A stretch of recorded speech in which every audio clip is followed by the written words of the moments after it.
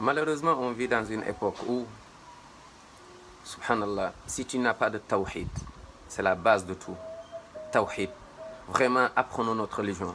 Apprenons c'est quoi at-tawhid. C'est quoi al-aqida sahih as-salima. Là, tu restes ferme, masha'Allah. Mais si tu n'as pas de tawhid, tu as beau être le plus grand intellectuel, tu as beau lire, masha'Allah, des livres et des livres, tu as beau connaître, même en 10 ans, tu connais l'islam. Mais si tu n'as pas de tawhid, tu deviens un objet, subhanallah, de nos jours. Parce qu'on s'amuse de toi, on joue de toi, Parce que si tu as tawhid, tu as une croyance ferme, tawhid, clairement, cette unicité d'Allah, subhanahu wa ta'ala, tu connais le sens, tu ne deviens pas n'importe qui. Et on ne pourra pas, subhanallah, abuser de toi.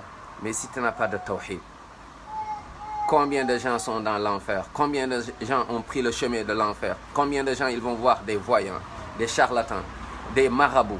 Ils vont voir des gens là et finalement ils vont perdre leur tawhid. Le peu qu'il avait. Mon frère, ma soeur, aujourd'hui on voit de tout et n'importe quoi au nom de la religion. Des gens qui font de la ruqya, n'importe comment. Je ne dis pas tout le monde, mais en tout cas, la majorité de nos jours, subhanallah, celui même qui fait ruqya, il a besoin même qu'on lui fasse ruqya. Ruqya où tu touches la femme partout. Ruqya où tu dis n'importe quoi. Ruqya où tu joues avec les shayatines, tu joues avec les djinns. Ça n'existait pas à l'époque du Prophète sallam. Ruqya où on dit, non, c'est le captage.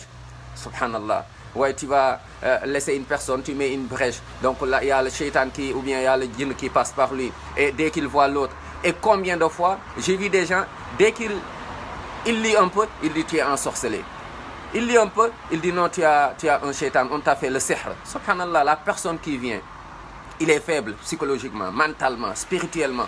Tu dois le renforcer en lui parlant de tawhid, en lui parlant d'Allah, en lui donnant de la confiance, en lui montrant que non, il n'y a rien qui se passe sur terre si ce n'est par la volonté d'Allah.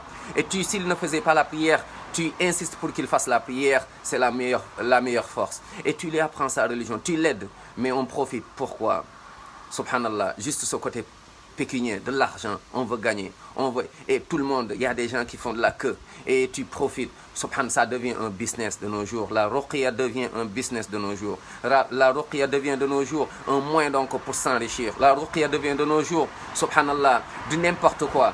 La ilaha illallah. Apprenons, montrons aux gens comment le faire. Et eux-mêmes, ils vont le faire pour eux-mêmes. Et on leur montre qu'il y a le principe, le plus important d'abord, c'est de connaître Allah subhanahu wa ta'ala. C'est la plus grande force. C'est qui Allah? Quand tu fais confiance en Allah, quand tu places ta confiance en Allah, quand tu connais Allah, sa grandeur, non, tu ne deviens pas un objet, tu ne dois pas devenir fragile. Tu es fort parce que tu sais que ton Seigneur, la ta'khuduhu sinatun wala nawm. Tu sais qu'Allah subhanahu wa ta'ala ni sommeil ni somnolence ne le saisissent. Tu sais qu'Allah subhanahu wa ta'ala la yu'jizuhu shay'un fil ardi wala fis sama. Tu sais qu'il n'y a rien qui se passe si ce n'est par sa volonté. Tu sais quand tu es avec Allah subhanahu wa ta'ala, man kana ma'allah wa man kana Allahu ma'a. Celui qui est avec Allah, Allah subhanahu wa ta'ala est avec toi, tu n'as pas à avoir peur. Et on donne aux gens les clés pour qu'ils deviennent, subhanallah, autonomes. Masha'Allah, qu'ils ne deviennent plus dépendants, mais on fait ruqya. Au nom de la sunna, au nom du Coran, et on profite des gens, de la fragilité des gens, et les gens ils font des allers-retours tout le temps, on mange leur bien, illicitement, on mange leur bien, subhanallah, et on profite de leur ignorance, de leur faiblesse, de leur, subhanallah, craignons Allah subhanahu wa ta'ala. Toi qui fais ruqya, pense à Allah subhanahu wa ta'ala, c'est quoi ta première intention? C'est quoi ton fort intérieur? Qu'est-ce que tu veux gagner? La satisfaction d'Allah ou c'est un business comme les autres?